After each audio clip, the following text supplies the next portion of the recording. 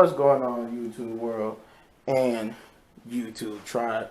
Welcome back to LilBigMan Gaming, bringing you that review for Friday night Smackdown. Not too much of an eventful show, but enough happened, right? I want to say it went without its merits, but they gave her they started off with a recap package of what happened at the Madison Square Garden. They really trying to hype it up as an important show, even though we did not see it. It was a house show, but they hyping it up anyway. So this is to start off with the Brock Lesnar promo. This is like what the end show. This is what they started off the show with, and basically Brock Lesnar came out and told Roman Reigns he ain't done effed up. He said nobody draws first blood on Brock Lesnar and lives to tell about it. So he basically said, I don't care. He pointed at the WrestleMania sign, so he don't care about contracted matches. He said he don't even care about the championship. And it was funny, he took the championship just like how I'm grabbing it. He was like, I don't care about championships. That he took the mic from him and just went raw and just manhandled the champ. You saw in the camera and it almost hit Pat McAfee. I was like, oh my God, Pat McAfee was almost a victim. He said he don't care about he don't care about anything now. Now he just want blood for blood. Since Roman Reigns drew blood on him, he wanted to draw blood from Roman Reigns. So he basically demanded Roman Reigns get out here. But instead, Paul Heyman came out. Paul Heyman said, you know what? He's not here. So your threats, you need to go calm down, do whatever, because he's not here. And he won't be here for tonight for your protection. So he pointed out, hey, if nobody's here, he's not here because he want to protect me. Who's going to protect you?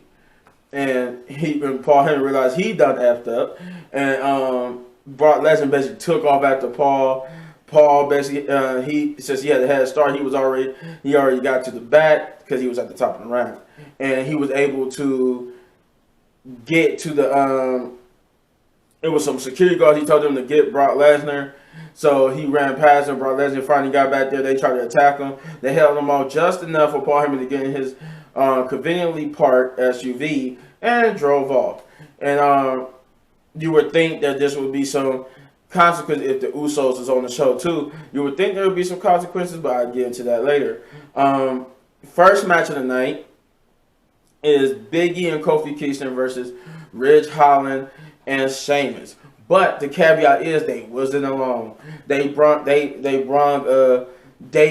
or re-debuting, however you look at it, Pete Dunne. So now we should be all happy that Pete Dunne is on the main roster, right?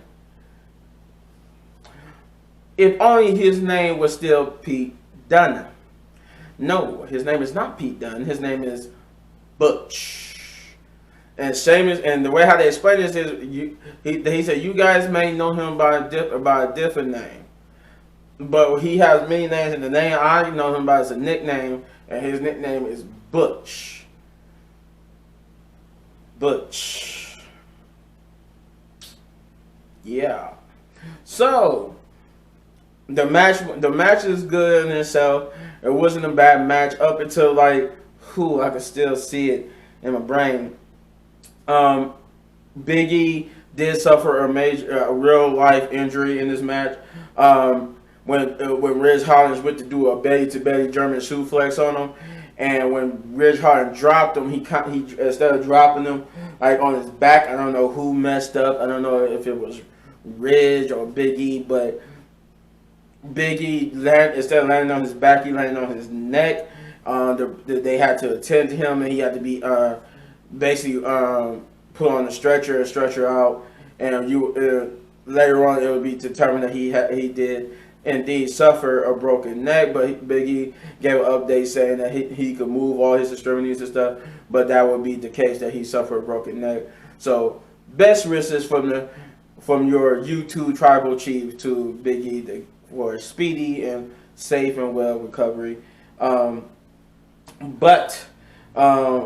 because of the distraction from Butch, Kofi Kingston would get taken advantage of, and thus Sheamus and Ridge Holland won the match.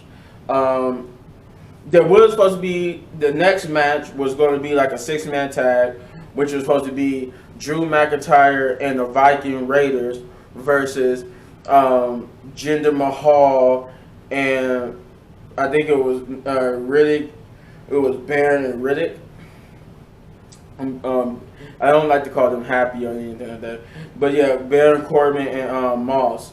There was supposed to be a 6-man tag, but instead they just jumped the Viking Raiders with Sankey in the back, and then when Drew came out the ring to go try to help them, they met him at the top of the ramp, tried to beat him up. He was holding his own for a minute, but the numbers games got to him, so they put him back in the ring. And awkwardly, Baron Corbin was like, "You want your match at WrestleMania? You got it, and I'm gonna beat you with da da da." But the thing was, when you're the one who actually wanted your match to be at WrestleMania, you're the one who challenged him to WrestleMania. But now he's awkwardly making it seem like Drew was the one. I don't know. Yeah, so that's what happened. But Drew was able to get the upper hand once again and run them all off, and basically pointing with his sword at the WrestleMania sign and to Baron Corbin that at WrestleMania he's going to destroy him. We would get the Ronda Rousey promo. Now, mind you, a lot of stuff happened between backstage segment and the stuff I'm talking about. A lot of stuff happened before we even got to the real second match of the night. So, and this is one of them, the Ronda Rousey promo.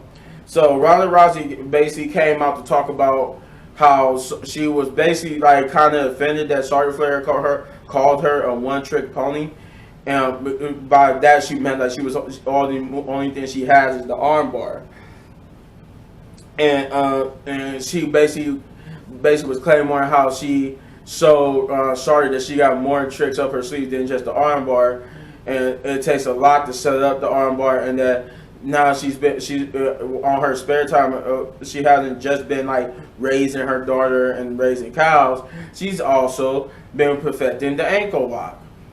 Okay, okay. This will bring out Charlotte, who basically I think I forgot to say too. Ronda also said something about like the match with Charlotte at WrestleMania would be one of the biggest matches. I say that because when Charlotte came out, she said, "No, Ronda, the match with me will be the biggest match of your career, not one of them, the biggest match." And that she promised to make Ronda tap out by the end of the night. Ronda basically told her to do it right now, but Charlotte said, "No, you know what? Not right now," because she was like getting dressed in heels, so she just left the ring.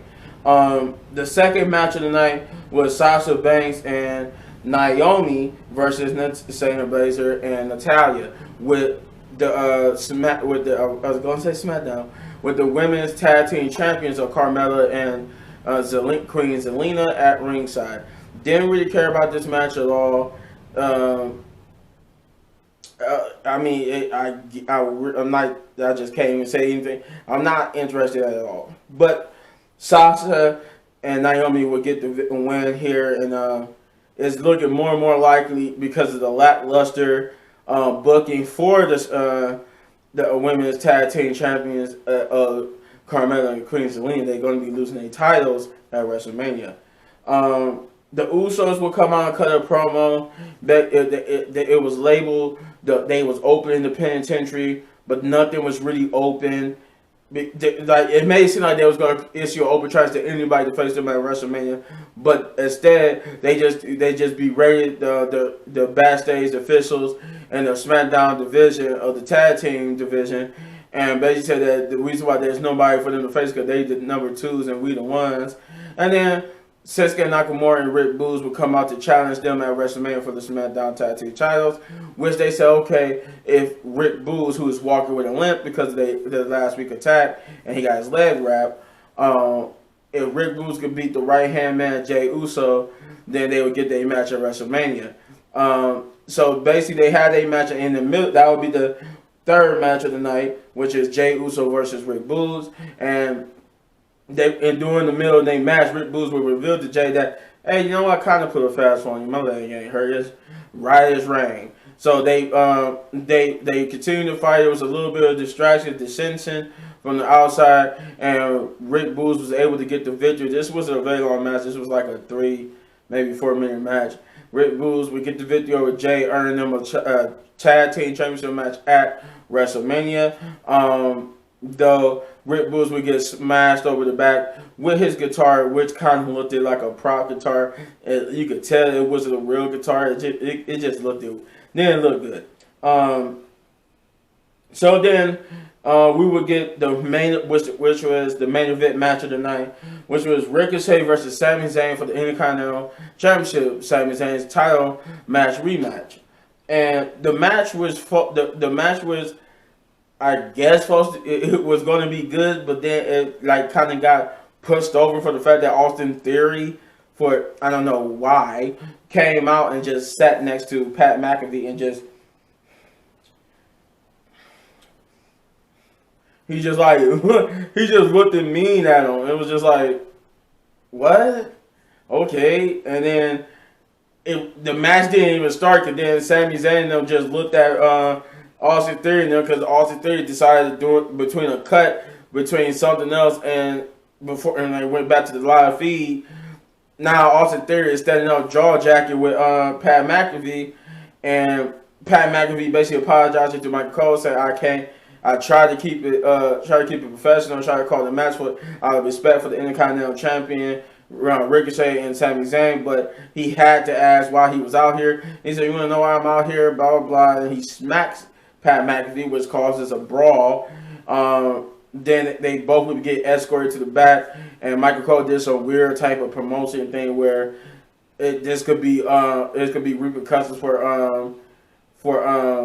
Pat McAfee attacking Austin Theory, even though Austin Theory provoked him. But I digress. We finally get to the match, and the match is like the match we got pushed to the side because of what happened at the end of the match.